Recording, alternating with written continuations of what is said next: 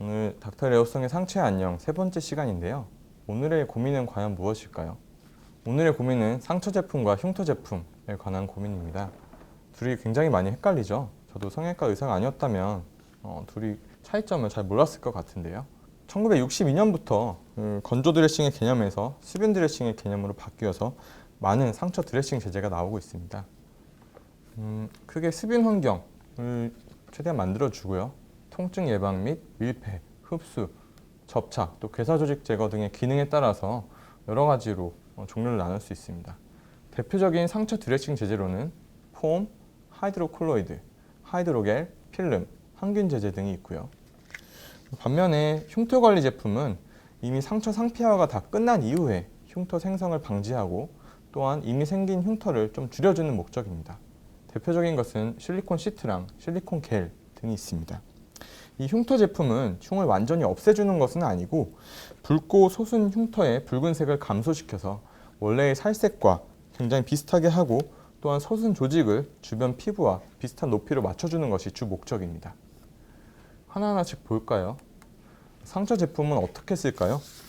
약국에서 우리가 흔히 구할 수 있는 제재로는 크게 두 가지가 있습니다.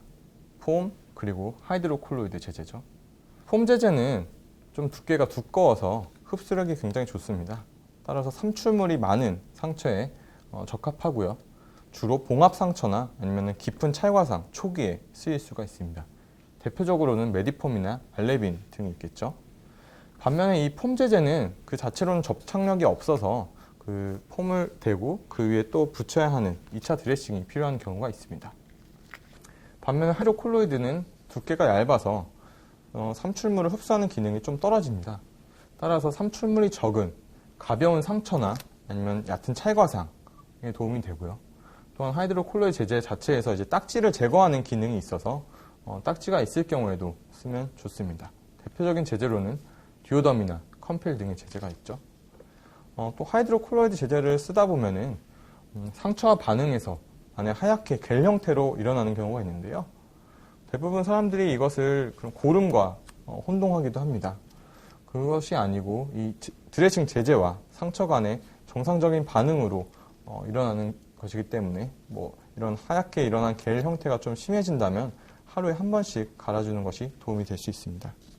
두 드레싱 모두 주의사항은 일단 상처 초기에 빨리 드레싱을 시행을 해야지 최대한 상처 치유 속도를 빨리 할 수 있고요.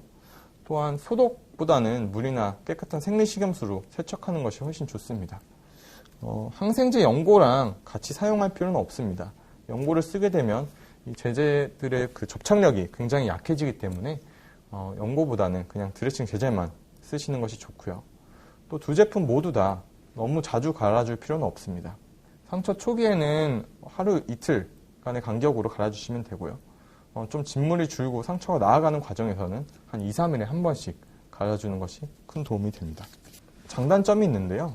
이 수분 드레싱의 장점은 일단 딱지를 생기는 것을 막을 수가 있어서 좀 피부 재생 속도를 촉진시킬 수 있고요.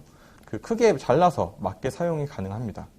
또한 건조 드레싱에 비해서 수분 환경을 유지시켜주기 때문에 그것을 뗐다 붙였다 할 때 통증이 좀 적을 수가 있겠죠. 단점은 비쌉니다. 그리고 아주 깊은 상처나 오염이 심한 상처에는 이런 드레싱 제재료는 좀 제한된 부분이 있습니다. 다음으로 흉터 제품에 대해서 볼까요? 다음은 성형외과 교과서에 나오는 표인데요. 보시면 흉터의 종류가 여러 가지가 있습니다. 가장 공통된 치료법으로는 실리콘 겔 시트를 2개월간 사용하라고 나와 있죠. 이처럼 실리콘 겔 시트가 굉장히 과학적이고 그런 연구적으로 입증된 방법이고요. 시작은 흉터 제품은 상피화가 진행된 후나 아니면 꼬맨 상처일 경우에는 실밥 제거 후 한 1에서 2주가량 후에 사용하시는 것이 맞습니다. 크게 종류로는 실리콘 시트, 그리고 연고 제제로는 실리콘 겔과 양파 추출물로 만든 그런 연고가 있습니다. 일단 실리콘 시트는 대표적인 상품명으로는 시카케어나 스카클리닉 등이 있고요. 비유성 반응이나 켈로이드 같은 좀 평평하고 붉게 솟아오른 상처에 효과적입니다. 보습작용, 그리고 압박 효과, 또 온도 증가 효과도 있는데요. 한 1도가량 온도 증가 효과를 통해서 콜라겐 축적을 막고 또 혈류를 생성하는 걸 막아주어서 좀 흉이 최소화 시킬 수 있는 장점이 있습니다. 사용 방법은 이것은 약간 접착력이 있기 때문에 초기에 하루에는 이제 4시간씩 사용하다가 그 다음날은 8시간, 그 점차 12시간, 또 24시간 내내 사용하는 것으로 점차 시간을 늘려나가시면 되고요. 한 번 쓰고 버리는 것이 아니고 다시 물로 깨끗하게 세척해서 여러 번 쓸 수 있기 때문에 그런 장점이 있습니다. 연고 부분을 보시면 실리콘 겔과 또 양파 추출물로 만든 연고가 있는데요. 실리콘 겔의 상품명으로는 켈로코트, 스펙트라 겔, 스카이 이지 겔 등등이 있습니다. 이것의 특징은 피부 표면과 외부 환경 사이에 어떤 장막을 형성시켜 주어서 박테리아가 침투하는 것을 막게 됩니다. 그래서 세균 감염이 일어나는 것을 막게 해서 초기 흉터 치료에 좀 도움을 주고요. 반면에 양파 추출물 같은 경우에는 콘트라투벡스, 스카벡스 등의 제제가 있는데요. 이것은 신생 혈관을 감소시켜주고 콜라겐 섬유를 재배열시켜서 흉터를 좀 치료하는 그런 장점이 있습니다.